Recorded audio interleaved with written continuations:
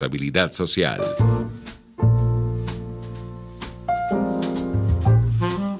A partir de este momento, los invitamos a formar parte de esta mesa donde se componen y descomponen los problemas del país. Buen provecho con Thaís Peñalver.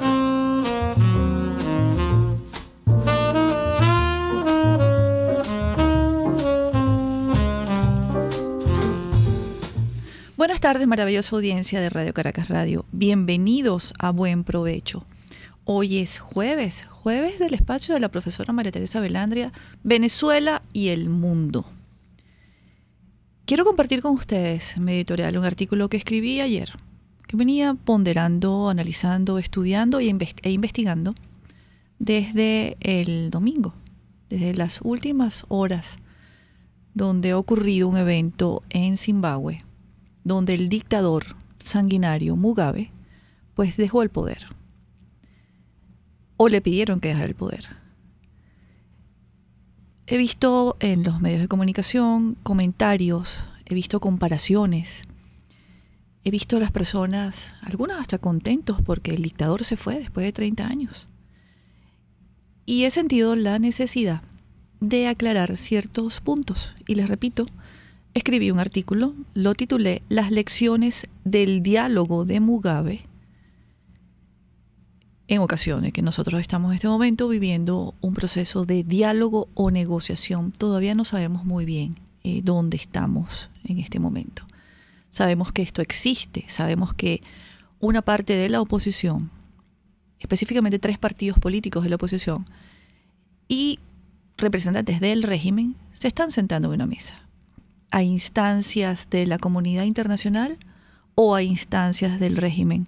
Tampoco lo sabemos porque han cometido el gravísimo error de no hablar claro desde el principio. Y luego cuando comienzan a aclarar, pues entonces lo que hacen es oscurecer.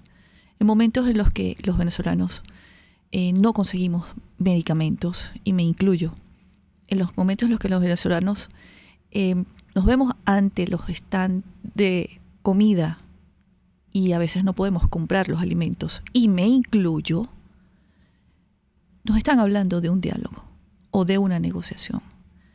Realmente los venezolanos queremos saber para qué se sientan a dialogar y con qué fines van a negociar. Resumiendo toda esta situación que estamos viviendo, sufriendo todos y con la que muchos estamos molestos también, decidí escribir y me pregunto, les voy a leer a grandes rasgos el artículo porque no nos daría tiempo, ya tenemos a la profesora Velandria en línea para conversar con nosotros. Yo pregunto, ¿dónde está la oposición zimbabuense hoy? ¿Y dónde ha estado Mugabe hasta hace unas horas, después de aquel diálogo? Están comparando los dos casos y yo les escribo. Las pocas coincidencias con el caso venezolano es que Mugabe fue obligado a negociar frente a una crisis humanitaria y económica sin precedentes y antes de que el agua le llegara a la cabeza. Optó por ganar tiempo y cedió ante las presiones comprometiéndose con los negociadores internacionales de esta forma. Primero, se comprometió Mugabe, el dictador, a ceder el control de la policía represiva a la oposición. Esto no solo lo incumplió, sino que nombró en ese cargo nuevamente al que fue considerado el mayor opresor, sin siquiera consultarlo, como había prometido a la comunidad internacional. Nombró a todos los jefes represores de policía y el actual golpista como ministro de Justicia, quien continuó encarcelando a opositores y ejecutando las políticas socialistas de hambre, ahora con la oposición cogobernando. Segundo, Mugabe se comprometió a aplicar medidas económicas, reconstrucción de la economía y creación de empleos. Y de acuerdo al líder opositor, aún en el cargo, hizo todo lo contrario y su política fue de continua destrucción de los empleos. Tercero, Mugabe se comprometió ante la comunidad internacional, en la mesa de diálogo y negociaciones, a aplicar medidas humanitarias porque no había comida en las ciudades. Cuarto, Mugabe se comprometió a que los cargos públicos fueran consensuados. Mugabe se burló de eso y actuó por cuenta propia, nombrando a todos en una letanía de acciones unilaterales, entre comillas. Quinto, Mugabe, el dictador, en la mesa de negociaciones y de diálogo, se comprometió a diseñar una verdadera política de reestructuración agraria para estimular la producción y el cese de las expropiaciones forzosas, e hizo exactamente lo contrario. Sexto, Mugabe, el dictador, se comprometió a designar una comisión electoral verdaderamente independiente y transparente en el 2012.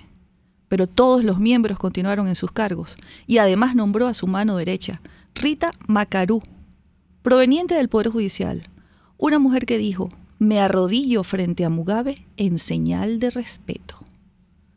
Una vez que ganó las elecciones, esas elecciones que pedía presidenciales, donde ofrecía un CNE transparente, destituyó a todos los opositores y eliminó los cargos. Yo tengo una postdata en este artículo. Para todos aquellos que saltarán a preguntarme, ¿y qué propone usted? Lo remito a mis artículos sobre cómo debería llevarse el diálogo, de acuerdo a los requerimientos de los manuales internacionales, y además le recuerdo que aquí en Venezuela es la primera vez que vivimos una situación de esta naturaleza y que los expertos en el tema están en el exterior, con muy contadas excepciones a lo interno de nuestro país. Venezuela no puede seguir siendo el laboratorio en el que aprendices de políticos jueguen al ensayo y el error, porque aquí los errores no son cifras, son vidas humanas que se pierden día tras día.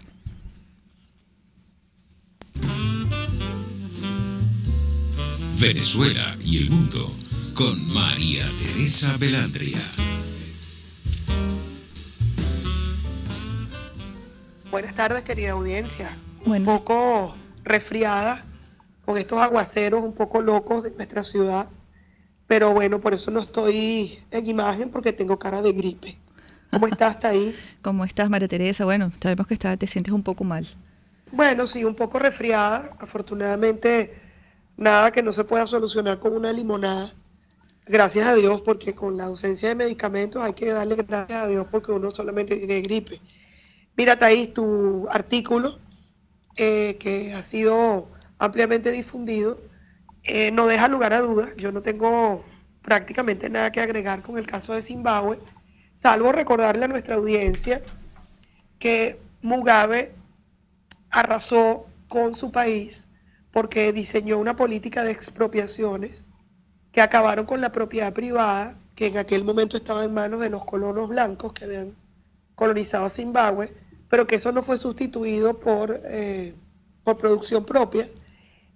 Recuerdo además hace como unos 10 años que él decretó la inexistencia de la inflación, o sea, lo hizo por decreto, dijo: a partir de hoy no hay inflación.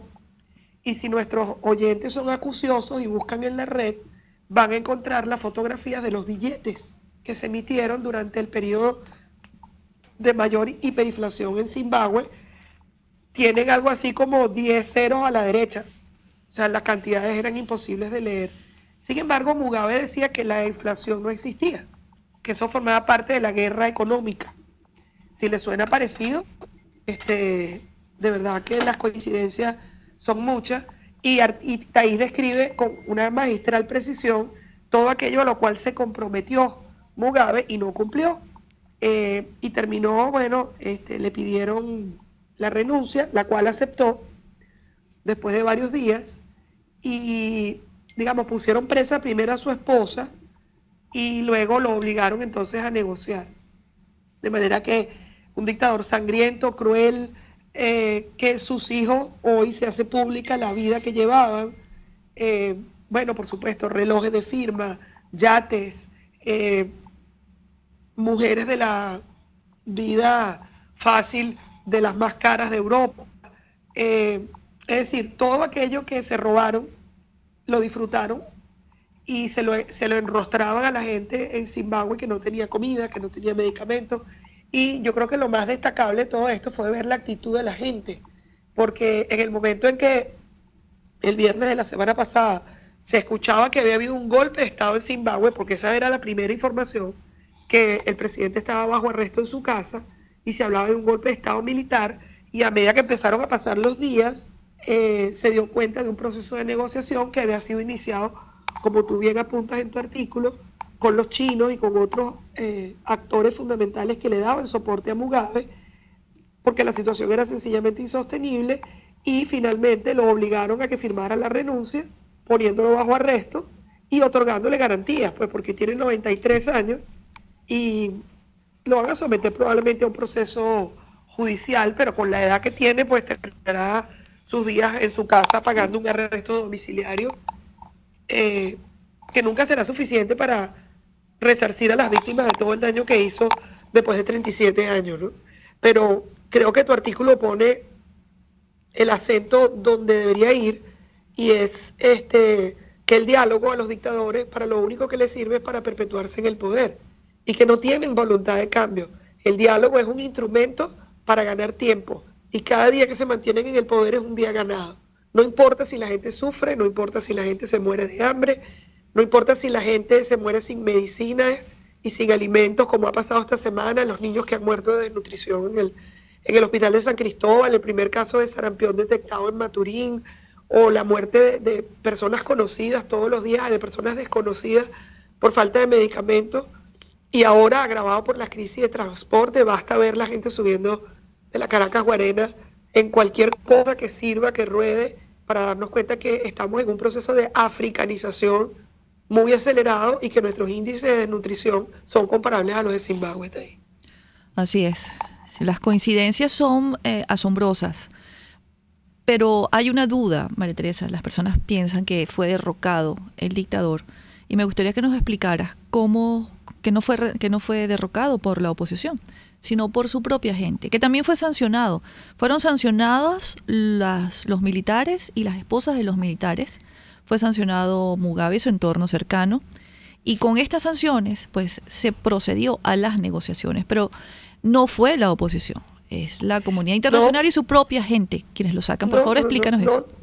Es precisamente como tú lo relatas en tu artículo, y es que ellos estaban todos sancionados tanto por Estados Unidos como por la Unión Europea, ¿no? Y ahí es donde entra el proceso de negociación de quién es capaz dentro del propio gobierno de asumir la conducción de la política a cambio del levantamiento de sanciones, sobre todo económicas, para poder echar a andar adelante el país. Ellos estaban efectivamente todos sancionados y lo que ocurrió fue que la esposa de Mugabe la ponen bajo arresto, primero, el jueves en la noche de la semana pasada, y luego, cuando ya ella estaba detenida, es cuando le avisan a él, lo detienen en su casa, y le dicen, mire, usted tiene que firmar una renuncia. Y la gente se mantuvo expectante en las calles.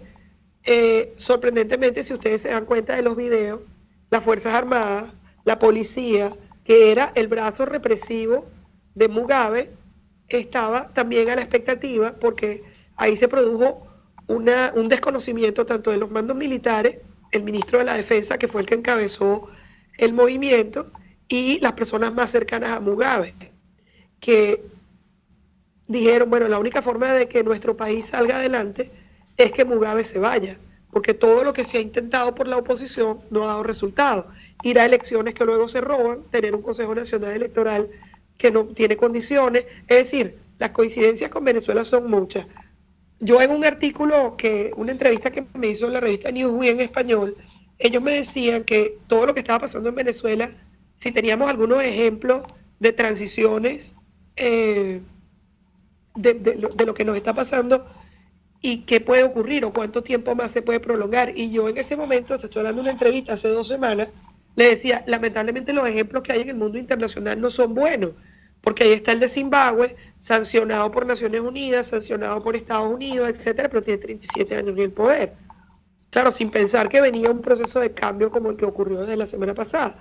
Bashar al-Assad, por ejemplo, de Siria, después de 7 años de guerra civil, sancionado por Naciones Unidas, un hombre que gaseó a su gente, que en el gobierno de Obama, perdón. Vamos a una pausa. Perdón. No, te estamos escuchando, pero te estábamos escuchando perfecto, ¿no? Si escuchaste un ruido, no fuimos nosotros, fue alguien, algún... No, perdón, vamos a la pausa entonces. Sí, vamos a una pausa. Ya regresamos, amigos, con más de Buen Provecho. Hoy es jueves de Venezuela y el Mundo, el espacio de la profesora María Teresa Velandria en Buen Provecho. Usted escucha Buen Provecho con Thaís Peñalver por RCR 750 AM. Sintonícenos a través de Periscope, @RCR750, la radio que se ve. En La Toscana Restaurante consentimos en grande. Ven y deja que nuestro nuevo chef le brinde un nuevo disfrute a tu paladar, con la tradicional gastronomía toscana y los más variados sabores mediterráneos. Bergomi de pollo, manzana y queso de cabra en una deliciosa salsa de estragón y tomates secos. Toda la excelencia y buen servicio. La Toscana Restaurante, para los paladares más exigentes. Avenida Páez, El Paraíso.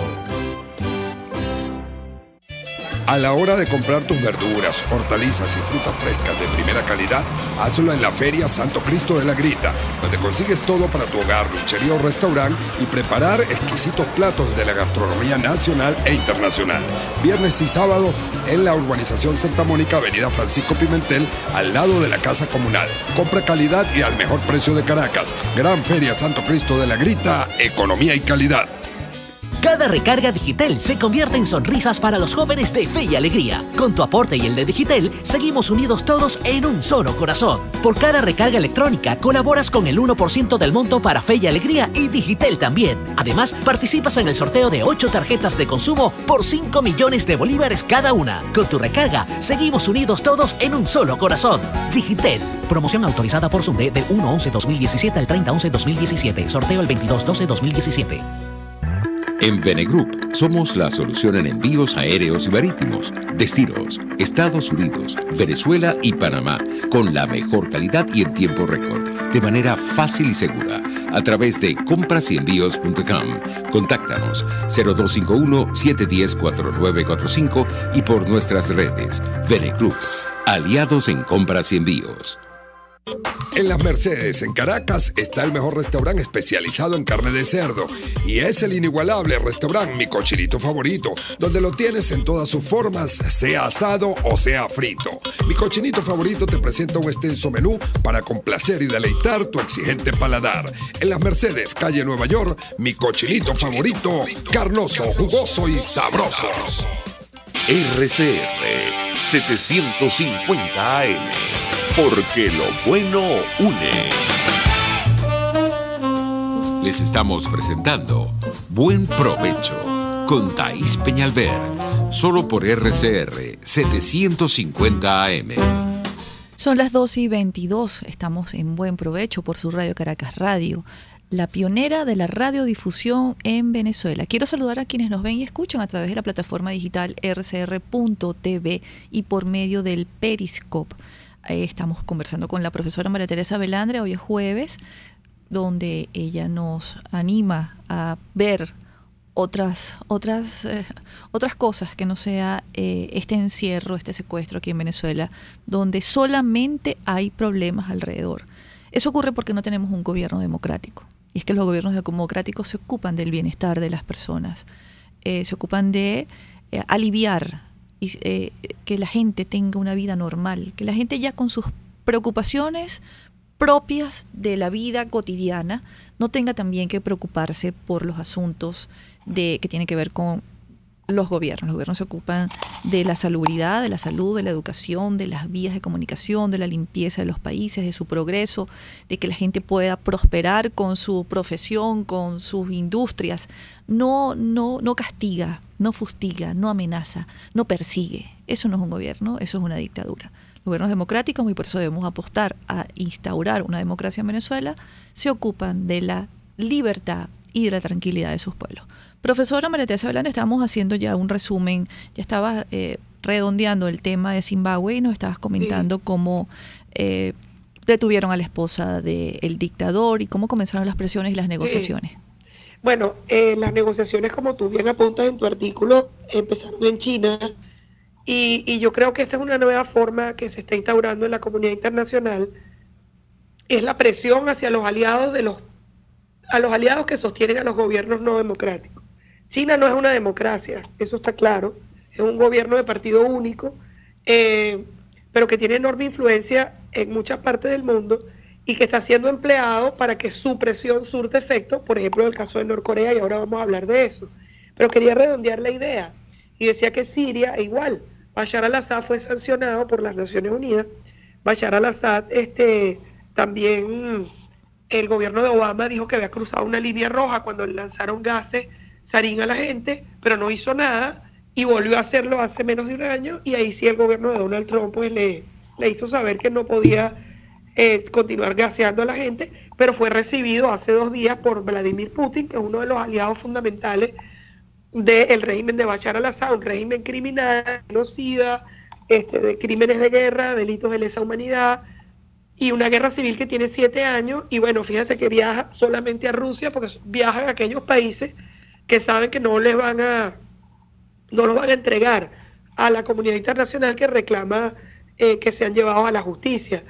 Y así hay en muchos otros casos. Pero para que todo no sean malas noticias, el día de ayer la Corte Penal Internacional sentenció a cadena perpetua al comandante de las fuerzas militares de Yugoslavia que ejecutó la masacre de Srebrenica, donde murieron 8.000 varones y que fue ejecutada a sangre fría. Además los cuerpos de las personas fueron desmembrados, entonces la cabeza la enterraban en un sitio, el torso en otra y los pies y las manos en otro, y por eso cuando se descubrieron las fosas comunes donde estaban enterrados las personas, fue muy difícil para Naciones Unidas establecer la identidad de las personas porque los cuerpos habían sido desmembrados. Y una de las personas que fue comisionada en aquel momento por el secretario general de Naciones Unidas, en aquel momento Kofi Annan, como un enviado especial para la masacre de Srebrenica, y que, digamos, documentó todo esto, y que ayer se sentenció a cadena perpetua a el comandante de las fuerzas militares, porque Milosevic murió en la Corte Penal Internacional, le dio un infarto hace como 5 años. En un calabozo. En un calabozo, sí, pero su comandante de las fuerzas militares ayer fue sentenciado a cadena perpetua, y quien llevó adelante toda esa investigación fue Diego Arre. De manera que los crímenes de lesa humanidad, los delitos de guerra y el genocidio, como ocurrió en el caso de Srebrenica, como ocurre en Siria y como ocurrió en Zimbabue y como ocurre en Corea del Norte, tienen consecuencias, y tarde o temprano los responsables terminan sentados en el banquillo de los acusados con sentencias ejemplarizantes, para que el resto de la comunidad internacional se dé cuenta que el derecho penal internacional sí funciona. Yo entiendo que hay quienes te dicen, pero es que se toma mucho tiempo, pero es que nosotros queremos ver los resultados inmediatos. Pero es que lo importante de esta decisión de ayer es, primero, una decisión de la Corte Penal Internacional unánime a un país no africano, porque hasta ahora habían dicho que la Corte Penal era una corte para sancionar a los africanos nada más. Pues esta es la primera vez que ocurre una sanción de este tipo a un país no africano, es decir, de los Balcanes. Y en segundo lugar, porque lo condenan a cadena perpetua. Una persona que tiene 70 años, cadena perpetua significa que le queda poco tiempo en la cárcel, pero lo importante es que él creía que él nunca iba a ir preso. Y él estuvo viviendo durante muchos años escondido dentro de su propio país, se hizo una cirugía, se dejó crecer el cabello, se dejó crecer la barba, pero lo agarraron y se entregaron a la Corte Penal. Entonces yo creo que eso son buenas noticias que dan cuenta de que la comunidad internacional sí tiene peso cuando hay violación masiva y sistemática de derechos humanos. Cuando dices que son buenas noticias para nosotros, que ciertamente lo son, porque los caminos de la justicia, es verdad, son los más lentos, pero los más seguros para la prosperidad y la libertad de los pueblos, son muy malas noticias, María Teresa, para quienes trabajan para el dictador, para quienes obedecen al dictador a pie juntillas, para quienes rodean, protegen a un dictador que está reconocido y condenado y señalado por el mundo. Estas personas que obedecen, violando la ley, porque cuando le sirves a un dictador estás violando la ley nacional y la ley internacional. Esa línea invisible que nos separa de la barbarie, que es el manto legal internacional. Ese mensaje puede llegarles a ellos. ¿Qué pueden alegar ellos el día de mañana? Yo obedecí, yo mantuve a todos estos presos políticos privados ilegítimamente de la libertad. No habían cometido un delito, yo lo sabía porque yo como policía debo conocer el Código Penal y el Código Procesal Penal, pero aún así yo los mantuve privados ilegítimamente de su libertad y lo hice porque le obedecía a mi jefe superior. ¿Pueden decirle eso mañana a la Corte Penal Internacional? No, porque la obediencia debida, ese concepto de obediencia debida quedó eliminado por los juicios de Nuremberg después de 1945, tanto por los juicios de Nuremberg como por los juicios de Tokio. Y es que los nazis, muchos de ellos, los de la SS, etcétera, decían que primero estaban actuando legalmente, porque no olvidemos que el Holocausto fue legal. El Holocausto fue, la solución final fue avalada por los jueces nazis. Los jueces del horror. Los jueces del horror. Y luego los militares se amparaban a la obediencia debida. No, es que a mí me dieron la orden y yo la cumplí. Pues resulta que fueron sentenciados muchos de ellos. Y yo quiero recomendarles aquí a nuestros oyentes una película. Hay dos versiones, una del año 50 y algo, que se llama precisamente Los juicios de Nuremberg. Y una más reciente, como de los años 80. Y es que esta película se centra en el juicio que le hacen la Corte Penal Internacional de ese momento, que no se llamaba así, sino que fue un tribunal ad hoc que se creó para juzgar los crímenes de guerra, y no es el juicio a los militares, es el juicio a los jueces, que fueron los que le dieron legalidad al Holocausto. Y es con Spencer Tracy, una película de los años 50, yo siempre se la recomiendo a mis estudiantes de Derecho, y hay una frase al final, que además no estoy contando el final de la película porque todo el mundo lo sabe, donde uno de los jueces, que es Bob Lancaster, le dice al juez norteamericano, le dice: yo soy inocente y yo quiero que usted sepa que yo soy inocente. Y el juez le dice: no, usted no es inocente, usted dejó de ser inocente el día que usted condenó a un verdadero inocente. Esa frase para mí es demoledora. Yo lo voy a poner en mi cuenta de Twitter, le voy a poner un enlace de YouTube para que vean la película, porque no son solamente responsables aquellos que actúan de manera directa, que ejecutan las órdenes, sino aquellos que por omisión, debiendo haber hecho algo, no lo hicieron. La responsabilidad es activa y pasiva, y eso tiene que recordarlo todo aquel que tiene ejercicio legítimo de la autoridad.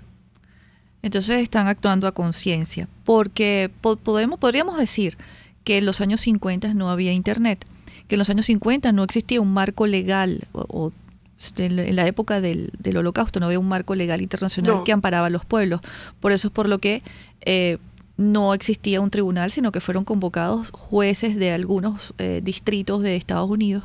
Y también yo quiero recomendar que pongas en el link el inicio, la introducción de la sentencia del juez, cuando va explicando por qué eso luego fue el fundamento para la Declaración Universal de los Derechos Humanos y para crear este manto legal internacional. Entonces podríamos decir, como venía comentando, que en aquella época no había internet, no estaba Google, el buscador donde todo el mundo busca, no existía el marco legal internacional.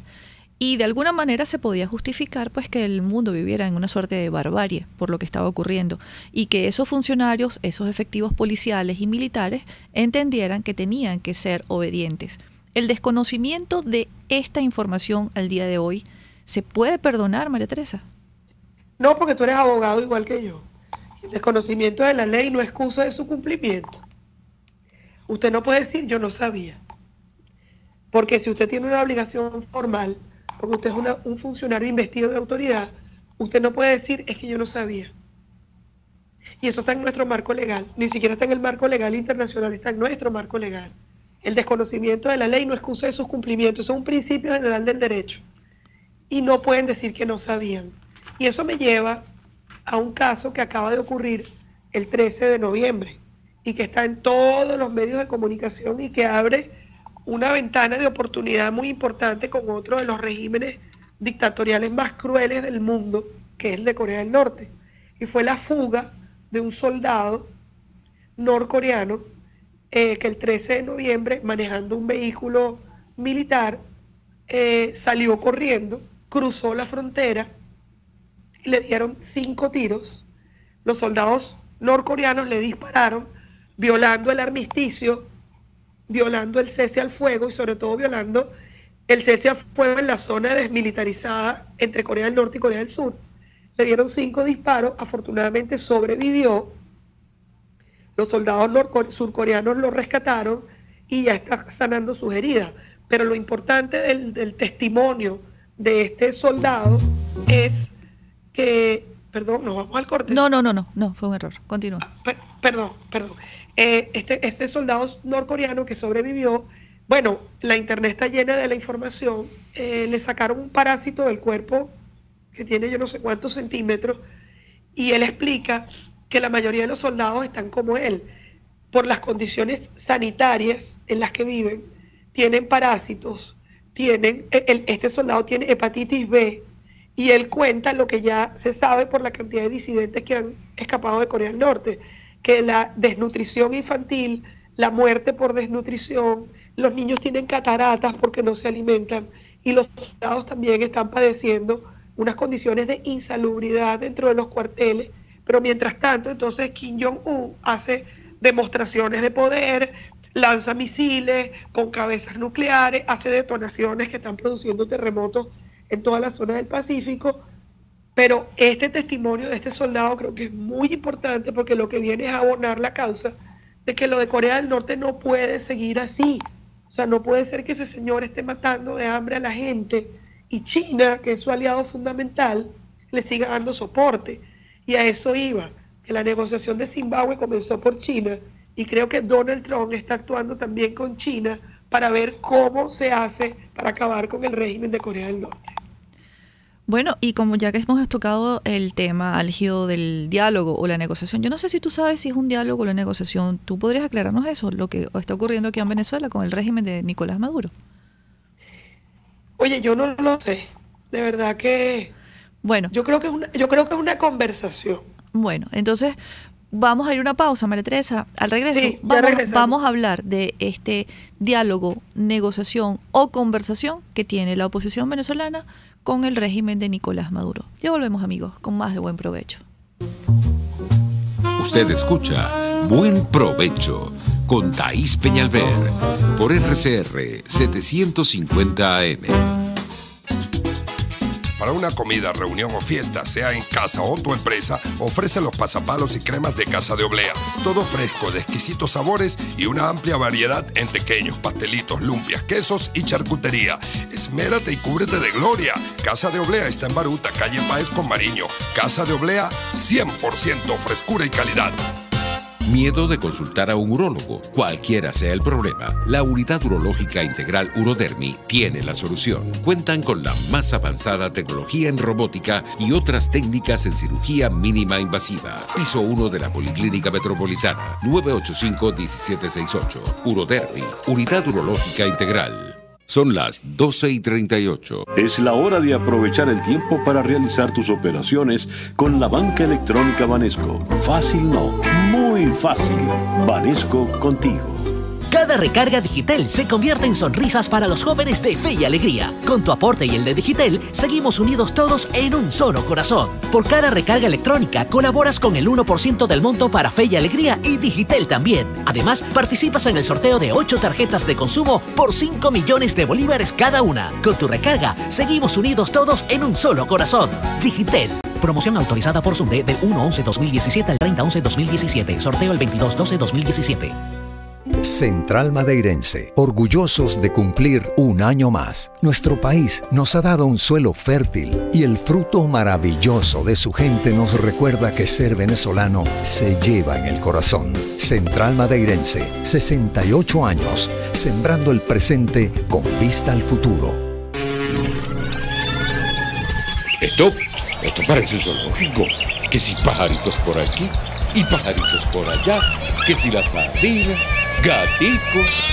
Y pare usted de contar. No, señor. No, señor. Los que mandan aquí son los navegantes del Magallanes. Bájale el volumen al televisor y escucha a los que sí saben de béisbol. Nárrame un jonrón ahí, Carlitos. El envío de Ortega, batazo enorme por la izquierda. Se va.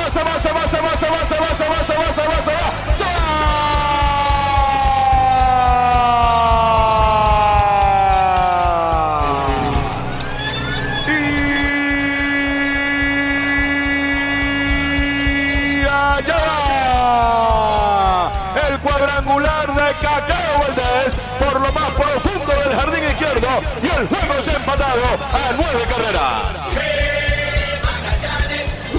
No te pierdas ninguna de nuestras transmisiones a través de nuestra red de emisoras a nivel nacional y en internet por rcr.tv.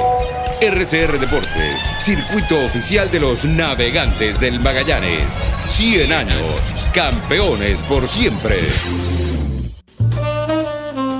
Les estamos presentando Buen Provecho con Thaís Peñalver, solo por RCR 750 AM.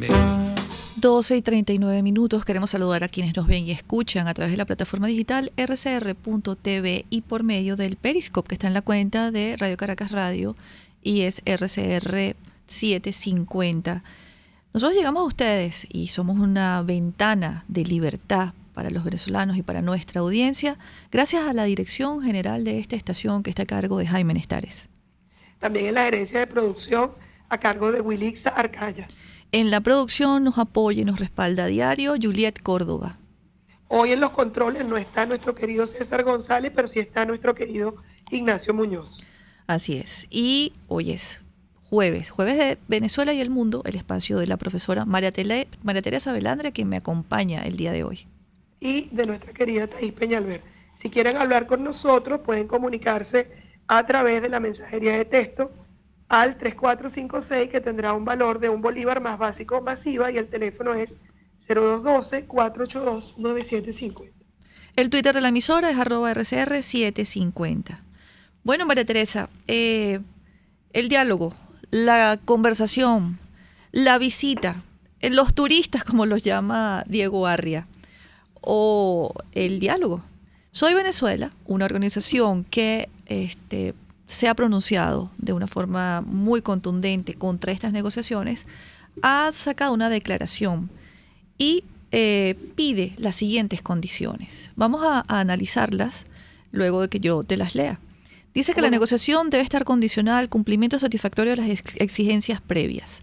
Es decir, el cese inmediato de la Asamblea Nacional Constituyente y declarar nulos todos sus actos, el respeto a la autonomía, los fueros y las atribuciones de la Asamblea Nacional, la vuelta a la constitucionalidad del TCJ, permitir la ayuda humanitaria y la libertad de los presos y perseguidos políticos. Pide objetivos claros de la negociación. Pide una agenda transparente de puntos a negociar. Un grupo de mediadores balanceados. Pide la sede natural para cualquier discusión acerca de Venezuela, porque sostienen que debe ser en Venezuela donde se debe discutir.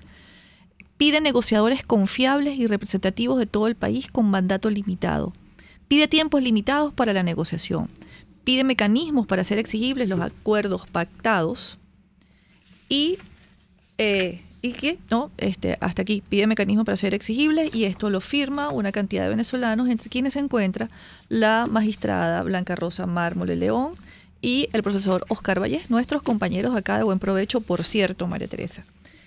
¿Cuáles deben ser las condiciones? Tú, que eres internacionalista, que manejas estos puntos, que das clases sobre este tema, que conoces los manuales internacionales, ¿estos puntos son correctos? ¿Esto debería cumplirse al pie de la letra, o hay cosas como, por ejemplo, una que yo considero que no debería ser Venezuela el país donde se realicen? Pero explícanos tú si estas son las condiciones que debería tener esta mesa. Yo estoy con el 99% de las cosas que están ahí y coincido contigo en que no necesariamente tiene que ser dentro de Venezuela, pero no puede ser en República Dominicana tampoco. El asunto es que el país donde se hagan las negociaciones sí importa. Y si no, pregúntenselo a la FARC. ¿Ustedes creen que la FARC se hubiera sentado a negociar el proceso de paz, no sé, en Francia? O en Francia. No, para la FARC era un punto de honor, porque era la forma de presionar al gobierno de Santos y de obtener la mayor cantidad de prebendas en el proceso de paz que se hiciera en La Habana. Y por eso escogieron a Venezuela como proveedor logístico. Entonces, sí es importante el país, y más importante que el país son los negociadores, porque tú tienes que tener negociadores confiables y personas que no generen ningún tipo de duda con respecto a su tesitura moral y ética. Y yo lamentablemente debo decir que yo no confío en ninguna de las personas que estaban sentadas en la mesa en República Dominicana, y lo digo con todas las letras, en ninguno. Pero sí creo que los puntos que plantea Soy Venezuela son los correctos, porque todo diálogo y toda negociación pasa por un proceso en que alguien cede en algo y otra concede en algo. Y hasta ahora el gobierno se ha comprometido a todo aquello que no ha cumplido. Y esa oposición que está sentada en esa mesa, lo que ha hecho es conceder. Y vámonos un poquito más atrás. 2004, referéndum revocatorio, que debía realizarse en el 2003, y que el gobierno de Chávez lo pospuso hasta el 2004 para crear las misiones. Hubo la firma, el reafirmazo, y ahí empezó nuestra calamidad. Desde ese momento en adelante no hay ningún proceso electoral limpio. El gobierno te deja ganar para legitimarse, pero no es que la elección sea libre, limpia, justa, equitativa, con observadores confiables. Es un proceso de acompañamiento, no de observación. La oposición lo aceptó. Es un proceso de auditoría del 20%. Señores, Venezuela es el único país del mundo donde los votos no se cuentan, donde se acepta una auditoría del 20% y se da como bueno lo que emite una máquina, pero lo aceptamos, porque todo aquel que se oponía y elevaba su voz al tema de las condiciones electorales era tachado de abstencionista, de divisionista, y resulta que la realidad ha terminado por darle la razón a aquellos que decían con estas condiciones electorales nos van a ir aplastando una y otra vez. Te faltó radical. Bueno, radical. Claro. Si tú haces exactamente lo mismo, con las mismas personas, en el mismo sitio, y sin exigir nada a cambio, ¿vas a tener un resultado diferente? No. Y vuelvo solamente a un punto que hay que resaltar. La famosa mesa de diálogo del 2014, abril del 2014. ¿Para qué sirvió? Con Nicolás Maduro sentado a la cabeza de la mesa, donde aquello fue un torneo de insultos para aprovechar los minutos de televisión que les daban en cadena nacional a unos cuantos líderes políticos que asistieron, donde fue un torneo de reclamos, pero donde lo último que pidieron fue la liberación de los presos políticos. María Teresa, tenemos una llamada. El señor Alonso Becerra desde el Valle, adelante. Adelante. Buenas tardes y buen provecho. Gracias. Ciudadana. Fíjate tú, y no todo eso, María Teresa, elecciones chucutas, gobernaciones sin consejos legislativos, alcaldes sin consejos municipales. ¿Qué pasa? ¿A quién les corresponderá hacer una buena película sobre esta realidad que estamos viviendo? Porque tú siempre mencionas, haces alusión a muchas películas cada vez que tocas algún tópico, pero yo creo que Venezuela va a tener tela que cortar. ¿Qué dirá Oliver Stone de toda esta realidad? Buenos días. Buenas tardes, buen provecho. Ese director no, de verdad que me puso el único director de cine con el cual estoy absolutamente en desacuerdo. Porque Oliver Stone es el típico socialista de caviar, que critica todo el sistema, pero vive en Hollywood y vive en Los Ángeles como un pachá. Bueno, los socialistas de aquí de Venezuela también viven como en Hollywood, ¿ok? Ellos comen caviar, transitan entre la basura y las calles desvencijadas y avenidas de Venezuela y de Caracas especialmente, en sus tremendos carros blindados y sus carros último modelo. Bueno, yo quería redondear la idea. Entonces, sí. Yo sí creo que 30 segundos. No es un diálogo, es una conversación que tiene por detrás una enorme negociación, y la negociación en privado es tan bochornosa que yo lo escribí en mi cuenta de Twitter y lo ratificó hoy. Si se arrodillaron en público, imagínense lo que están negociando en privado. Y no digo más. Hablando de arrodillar, una de las promesas que le hizo Mugabe a la comunidad internacional fue un CNE transparente. Hay una fotografía cuando él designó a su presidenta del CNE y cómo la mujer dijo: me arrodillo ante este señor como si fuera un rey. Vamos a una pausa. Por ahí hay un ministro de Defensa también arrodillado frente a Fidel.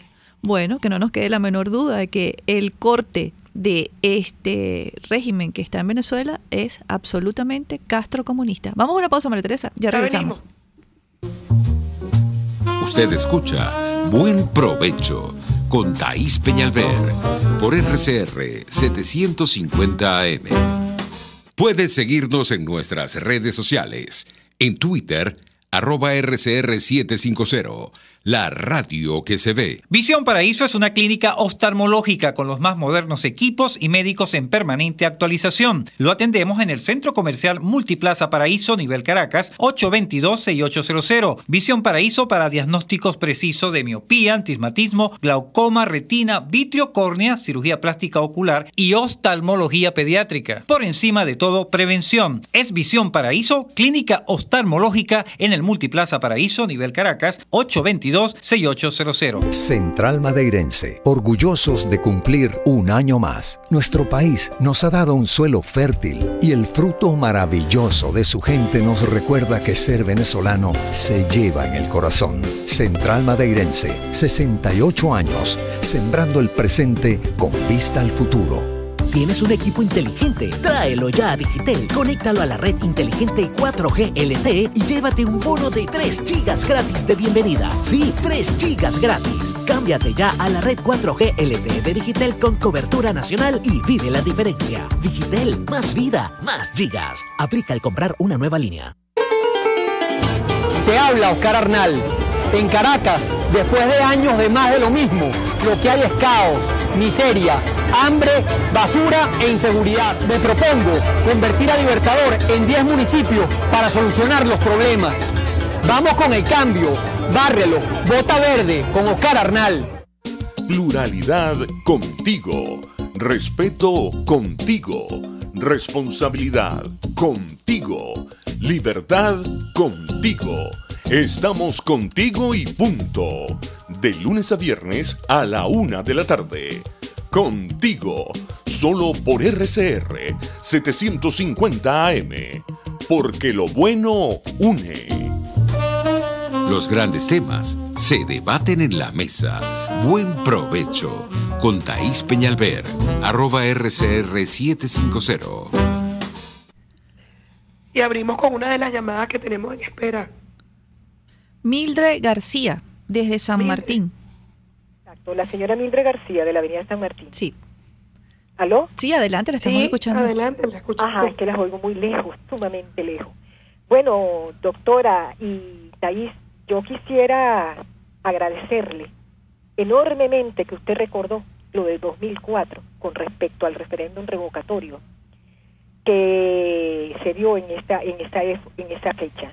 Ese referéndum que ellos suspendieron prácticamente, o sea, se lo robaron, inventaron un firmazo y un reafirmazo, y en ese firmazo y en ese reafirmazo y en las que llamaban ellos en las reparaciones, se dieron cuenta de el gran cúmulo pues de personas que deseaban la salida del régimen, que deseaban salir de este tipo de gobierno. En el 2016 se repite la misma cantaleta. El referéndum revocatorio fue eliminado por el CNE con todas las triquiñuelas habidas y por haber que hicieron y que ya todos conocemos. Yo quiero decir una cosa. Si hay una catarata de personas y de ciudadanos dispuestos a movilizarse, dispuestos a votar, dispuestos a presionar, dispuestos a protestar, dispuestos a marchar, a hacer cuanta cosa haya para que este régimen salga, para que esto termine. Lo que yo pienso que no hay dirigentes políticos, pero no hay liderazgo político bien plantado, fuerte, con una fortaleza a toda prueba, así sea arriesgando su propia vida. No la hay. Y esta ciudadanía, esta marejada de gente, necesita líderes fuertes, líderes estoicos, líderes bien plantados, líderes dispuestos a luchar a todo, dándolo todo, y no lo tenemos. Hasta luego y gracias. Tenemos otra llamada, María Teresa, señor Carlos Calderón. Señor Carlos Calderón. Sí. Aló, buenas tardes. Buenas tardes. Saludos a los dos. Sí, mire, yo sé qué tema están hablando, pero yo quería referirme a otro tema, ¿no? Que me pasa a nivel personal en este momento.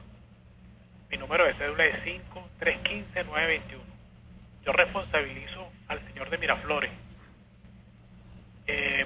muy con todos mis 5 sentidos. y a todo su gabinete de lo que le pueda pasar a mi señor padre. Mi señor padre, 91 años, en Maracaibo, tiene un cuadro ya casi de un 70-80% de desnutrición. Está como el señor Franklin Brito en paz descanse prácticamente. Así que Maduro, prepárate porque voy con todos los hierros. Uy, Dios mío, cuidado. Sí, Nuestra tribuna está abierta para todos, pero recuerden que los medios de comunicación, para que podamos seguir siendo su voz, tenemos que ser cuidadosos porque eso no está bien, lamentablemente. No. La señora Mildred, mire señora Mildred, usted acaba de describir a varios líderes que yo conozco. María Corina Machado es una, Antonio Ledesma es otro, Leopoldo López es otro.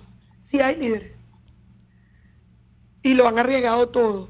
Su libertad, su tranquilidad, sus hijos, su familia, ahí están. Lo que pasa es que hay una parte de la oposición que no ha arriesgado nada y que está sentadita tranquilita en República Dominicana. Esa es la diferencia entre quienes están arriesgándolo todo y quienes están componiéndolo todo para que el gobierno se quede. María Teresa nos saluda, la señora Mónica Liliana Panteón. Nos dice, buenas tardes, buenas mozas desde Santa Rosa, La Pampa, Argentina. Las saludo cordialmente y les deseo un día sensacional. Muchas gracias. Gracias porque hoy es Día de Acción de Gracias, María Teresa. Sí, hoy es una de las celebraciones más importantes para los habitantes de los Estados Unidos y de Canadá. En Canadá se celebra en el mes de octubre, el primer jueves de octubre, y en los Estados Unidos se celebra el cuarto jueves de noviembre.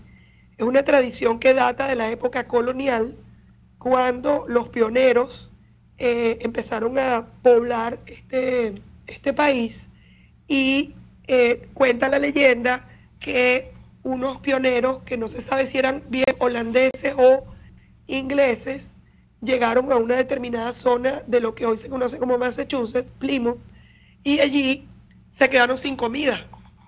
Y los indígenas se acercaron a ellos, les llevaron semillas, les llevaron comida y los enseñaron a producir nuevas cosechas. De ahí en adelante, uno de los pastores decidió que había que dar gracias a los indígenas, y desde ese momento en adelante, 1600 y tantos, se celebra el Día de Acción de Gracias, en el cual se da gracias por la cosecha del año anterior y por todo lo que la gente haya podido recibir como bendiciones en el año. Es una tradición muy bonita. En Venezuela se celebraba en algunos restaurantes. Recuerdo algunos restaurantes que hacían el pavo, pero es el único día en que en Estados Unidos realmente no se trabaja. Es más importante que la Navidad, ¿verdad? Absolutamente. Y es el único día donde las personas que viven en diferentes partes de los Estados Unidos viajan para reunirse con su familia. Es un día lindo, más allá de lo que se ha vuelto comercial, del Black Friday y todas esas cosas. Es un día de dar gracias. Nosotros los católicos damos gracias siempre cuando rezamos. Damos gracias por la comida, cuando vamos a misa damos gracias por las ofrendas. Pero en Estados Unidos, que hay una diversidad cultural y religiosa muy grande, con independencia de lo que la gente crea, el día de dar gracias es el día de reunirse en familia y agradecer a Dios por todo lo bueno. Yo quiero dar gracias el día de hoy a la señora que me trajo una información, no se identificó, porque ayer estaba buscando la vacuna BCG. Increíble, una vacuna que en la democracia, sin distingos de color político o clase social, se le colocaba en ambulatorios, hospitales y clínicas privadas gratis, a los bebés gratis, recién nacidos. Ayer la estaba pidiendo. Esta señora me ha traído 2 direcciones donde la puedo conseguir. No sé su nombre, pero yo, hoy que es Día de Acción de Gracias, quiero darle a usted, en nombre de mi familia, un inmenso abrazo de agradecimiento por haberme traído la dirección donde la puedo conseguir. María Teresa, nos tenemos que ir. Bueno, yo quiero dar gracias porque a pesar de todo lo malo, tenemos buenos amigos. A pesar de todo lo que nos quieren destruir, somos solidarios. Y a pesar de todo lo mal que le estamos pasando, demos gracias a Dios porque tenemos gente que sigue luchando todos los días para que tengamos un país mejor. Por eso yo digo. Que tengan todos una feliz tarde.